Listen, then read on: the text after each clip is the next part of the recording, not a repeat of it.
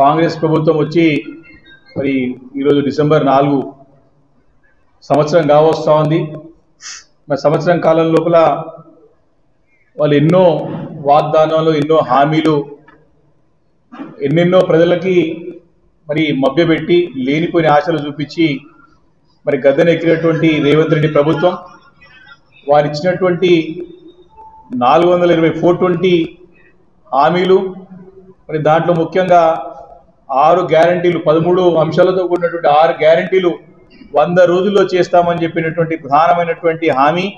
మరి దాంతోపాటు ఏకకాలంలో డిసెంబర్ 9వ తారీఖున రుణమాఫీ చేస్తాం, 2 లక్షల తీసుకున్నటువంటి రుణాలు తీసుకున్న ప్రతి రైతు కూడా రుణమాఫీ చేస్తామని చెప్పి హామీ ఇచ్చి గద్దెనెక్కినటువంటి ఈ రేవంత్ రెడ్డి ప్రభుత్వాన్ని అనుక్షణం కూడా వారు ఇచ్చినటువంటి హామీలను గుర్తు చేస్తూ ఉంటే, వారికి ఇచ్చినటువంటి ప్రజలకు ఇచ్చినటువంటి హామీలను నెరవేర్చాలని చెప్పి కూడా ప్రతి అంశం పైన డిమాండ్ చేస్తూ ఉంటే వాటిని తట్టుకోలేక, ఇచ్చిన హామీలు నిలబెట్టుకోలేక మరి గొంతునెక్కే ప్రయత్నం ఆది నుంచి కూడా చేసే ఒక చర్యను చూస్తూ ఉన్నాం. అందులో భాగంగానే మా పార్టీ కార్యనిర్వాహక అధ్యక్షులు కేటీఆర్ గారు కానివ్వండి, మా పార్టీ సీనియర్ శాసనసభ్యులు, మంత్రిగా పనిచేసినటువంటి మరి హరీష్ రావు గారి పైన పదే పదే మరి గొంతునెక్కే ప్రయత్నం, మరి గొంతు కోసే ప్రయత్నం ప్రతి సందర్భంలో కూడా చేస్తున్న సంగతి నేను ఈ యొక్క పత్రికా విలేకరుల సమావేశం ద్వారా ప్రజలకు చెప్పదలుచుకున్నాను. మరి ఈరోజు స్పష్టంగా ఏ అవకాశం, ఎలాంటి ఆధారాలు లేకున్నా తప్పుడు కేసులు బనాయించి కేసుల ద్వారా బీఆర్ఎస్ పార్టీ నాయకులను, ప్రధానంగా హరీష్ రావు గారు ఇప్పటికే దాదాపు 3 కేసులు 4 కేసులు నమోదు చేసినారు. ఇలాంటి ఆధారాలు లేకుండా, ఇలాంటి బేస్లెస్ ఎలిగేషన్స్ ద్వారా కేసులు బుక్ చేసి కేసుల ద్వారా భయపడే ప్రయత్నం ఈ ప్రభుత్వం, ముఖ్యంగా రేవంత్ రెడ్డి గారు చేస్తున్న సంగతి మరి ప్రజలందరూ గమనిస్తూ ఉన్నారు. మరి ఎఫ్ఐఆర్ నమోదు చేసే ముందు అవతల వ్యక్తి ఎవరు, క్రెడిబిలిటీ ఏంటిది, మరి వారి యొక్క విశ్వసనీయత ఏంటనేది పోలీసులు గమనించాల్సిన అవసరం ఎంతైనా ఉన్నది. మరి నిన్న చూసినామంటే చక్రధర్ గౌడ్ అనే ఒక వ్యక్తి, ఒక చీటర్, ఒక బ్లఫ్ మాస్టర్, పెద్ద ఎత్తున ఆయన పైన అనేక ఆరోపణలు, కేసులు ఉన్నటువంటి చక్రధర్ గౌడ్ అనే వ్యక్తి మరి పోయి పోలీస్ కంప్లైంట్ ఇస్తే మరి హరీష్ రావు గారు లాంటి సీనియర్ నాయకుని క్రెడిబిలిటీ, మరి ఎంతో నమ్మకము, విశ్వసనీయతటువంటి ప్రజానాయకుడి పైన వారు అడిగేటువంటి మన రేవంత్ రెడ్డి గారు ఇచ్చిన వాగ్దానాలను ప్రశ్నిస్తూ ఉంటే వాడికి సమానం చెప్పలేక ఇలాంటి చక్రధర్ గౌడ్ లాంటి చిల్లరగాల్ని ఉసగలిపి కేసులు బుక్ చేసే ప్రయత్నం మరి కాంగ్రెస్ ప్రభుత్వం రేవంత్ రెడ్డి గారు చేస్తుండడానికి ఇలాంటి సందేహం లేదు. మరి మేము కూడా మరి అనేక ఆరోపణలు ఉన్నాయి. మా పార్టీ కార్యకర్తలు కలిసి మేము కూడా పోలీస్ స్టేషన్లో కంప్లైంట్ ఇస్తాం. మరి కేసులు బుక్ చేస్తారా అని పోలీసులు ప్రశ్నిస్తా ఉన్నాను ఈరోజు, ఎఫ్ఐఆర్ చేస్తారా అని ప్రశ్నిస్తా ఉన్నాను ఈరోజు చాలా స్పష్టంగా. ఈ మధ్య కాలంలోనే రేవంత్ రెడ్డి గారి, ముఖ్యమంత్రి గారి సొంత ఊరైనటువంటి కొండారెడ్డిపల్లిలో అక్కడ మాజీ సర్పంచ్ ఉన్నటువంటి 85 ఏళ్ల సాయిరెడ్డి అనేటువంటి పెద్ద ఆయన, నా చావుకు ప్రత్యక్ష కారణం ముఖ్యమంత్రి గారు, వారి కుటుంబ సభ్యులు, వారి తమ్ముళ్ళు అని చెప్పేసి బాహటంగా ఉత్తరం రాసి ఒక నోట్ ఇచ్చేసి చనిపోయిన సంగతి నేను ఈ సందర్భం గుర్తు చేస్తా ఉన్నాను. అది ఎఫ్ఐఆర్ లో మరి ముఖ్యమంత్రి గారి పేరుందా, రేవంత్ రెడ్డి గారి పేరుందా, వారి సోదరుల పేరుందా, కేసు బుక్ అయిందా అని చెప్పేసి ఈరోజు ప్రశ్నిస్తా ఉన్నాం.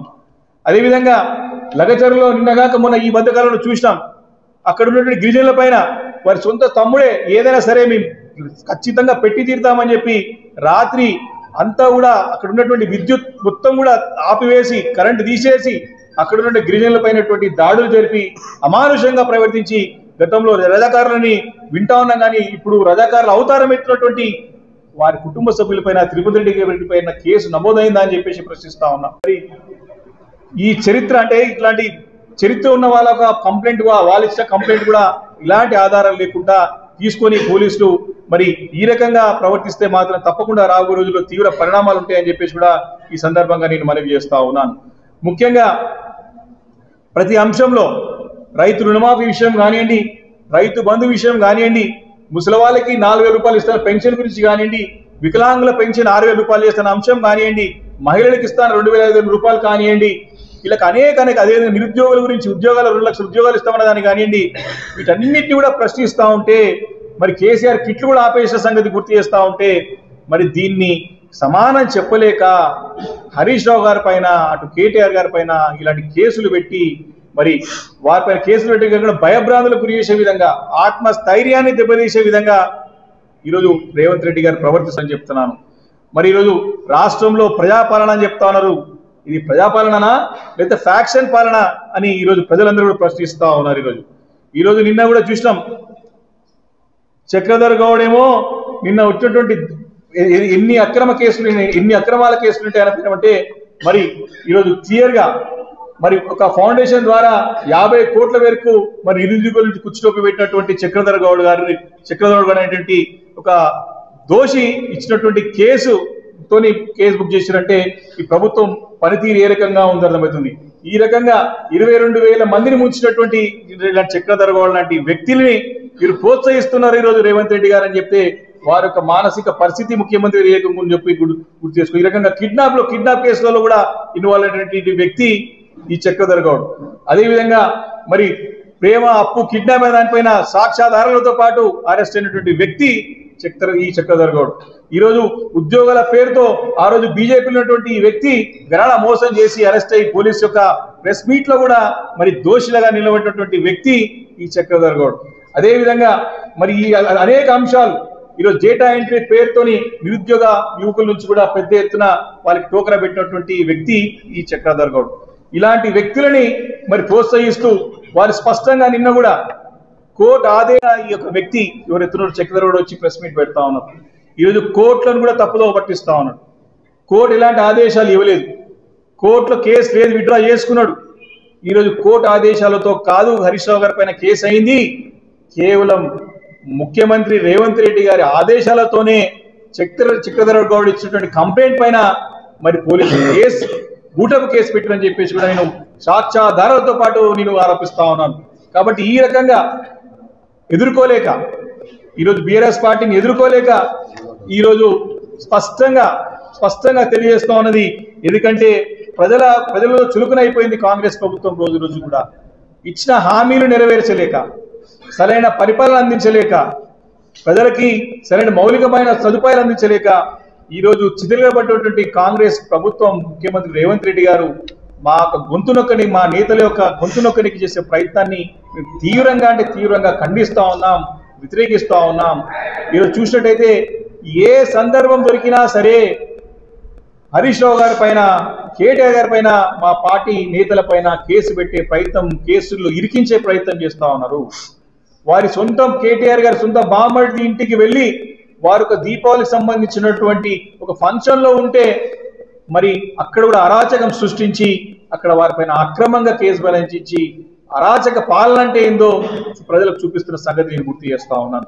కాబట్టి ఇలాంటి ఎన్నో విషయాలు ఇప్పుడు చక్రధర్ గౌడ్ కేసు ఏంటంటే ఫోన్ ట్యాపింగ్ కేసు అని చెప్తా ఉన్నాం. ఫోన్ ట్యాపింగ్ కేసు ఏ రోజు అయింది, ఇంకెన్ని రోజులు ఈ మొత్తం చరిత్ర మొత్తం రోజులంతా 5 సంవత్సరాలు పరిపాలన కేసు నడుస్తూనే ఉంటుందా? మేము ప్రశ్నిస్తా ఉన్నాం. ఈరోజు గారు ఎస్సీ కమిషన్ కానీ, అదేవిధంగా హ్యూమన్ రైట్స్ కమిషన్ కానీ వీళ్ళందరూ కూడా చర్యలు చెప్పి మరి పోలీసు చర్య తప్పు అని చెప్పినా కూడా మరి దీని వెనుక ఎవరు ఏ శక్తి ఉన్నది, వారిపైన ఏమన్నా కేసులు బుక్ అయినాయి అని చెప్పి ప్రశ్నిస్తా ఉన్నాం. ఈరోజు మరి బాహాటంగా ముఖ్యమంత్రి హోదాలో ఉన్నటువంటి రేవంత్ రెడ్డి గారు స్పష్టంగా కేసీఆర్ గారిని, కేటీఆర్ గారిని, హరీష్ రావు గారిని ఫినిష్ చేస్తామని చెప్పేసి బాహాటంగానే మరి ప్రకటన చేసిన సంగతి చూసినాం. అదేవిధంగా బుల్డోజర్లతో తొక్కి చంపుతామని చెప్పినారు. వారిపైన కేసులు పెట్టారా అని చెప్పేసి నేను పోలీసులు అడుగుతా ఉన్నాను. ఎందుకు కేసు పెట్టలేదని అడుగుతా ఉన్నాను. ఈరోజు ఇప్పటికే మరి హరీష్ రావు గారి పైన అనేక కేసులు నమోదు చేయడం చూసినాం. మేము ప్రత్యక్షంగా సాక్షి, మేమందరం కూడా ఖమ్మంలో అక్కడ నుండి వరద బాధితులు ఆదుకోవడానికి పోతే దాన్ని తట్టుకోలేక ప్రభుత్వం పూర్తిగా విఫలమైంది. ఆ రోజు ప్రజలందరూ కూడా వాళ్ళ బాధ చెప్తా ఉంటే చూసి దాన్ని కూడా ఓడ్చుకోలేక మా పైన తిరిగి దాడి చేపించి మళ్ళీ కేసులో మా హరీష్ రావు గారి పైన పెట్టడం జరిగింది. ఇలాంటి అనేక కేసులలో ఇప్పటికే మరి ఈ చిల్లర మల్లగారులతో కేసులు పెట్టించేటువంటి మరి మన ఈ యొక్క దుశ్చర్య చూస్తా ఉన్నాం. ముఖ్యంగా మరి ఏ రకంగా అరాచక పాలన, ఈరోజు అరాచక పాలన చేయడమే కాకుండా తిరిగి కేసులు పెట్టడం. ఎందుకంటే ప్రతి ఒక్క హామీని కూడా నిలదీస్తున్నారు. ఈరోజు మీరే అన్నారు 100 రోజుల్లో కూడా చేస్తాం, ఏకకాలంలో చేస్తాం, అన్ని అయిపోయినాయి, దేవుళ్ళ తోడు తిన్నారు. మరి ఈరోజు హరీష్ రావు గారి పైన కక్ష కట్టి మరి ప్రతి ఒక్క రుణమాఫీ కూడా మీరు అడిగినందుకే మరి ఆగస్ట్ 15 డేట్ పెట్టి డెడ్ లైన్ పెట్టి దేవుళ్ళ పైన ఒట్లు తిని నువ్వు రాజీనామా చేస్తావా నేను రాజీనామా చేస్తా అని చెప్పి ఛాలెంజ్ చేసి దాని నుంచి మళ్ళీ తప్పించుకొని మరి ఏ రకంగానైనా హరీష్ రావు గారు గొంతు నొక్కాలి, ఏ రకంగానైనా ఈయనని ఆపాలనే ఉద్దేశంతో ఈ యొక్క దొంగ బూటపు కేసులు బనాయిస్తూ మరి దుశ్చర్యకు పాల్పడుతున్నారు మన యొక్క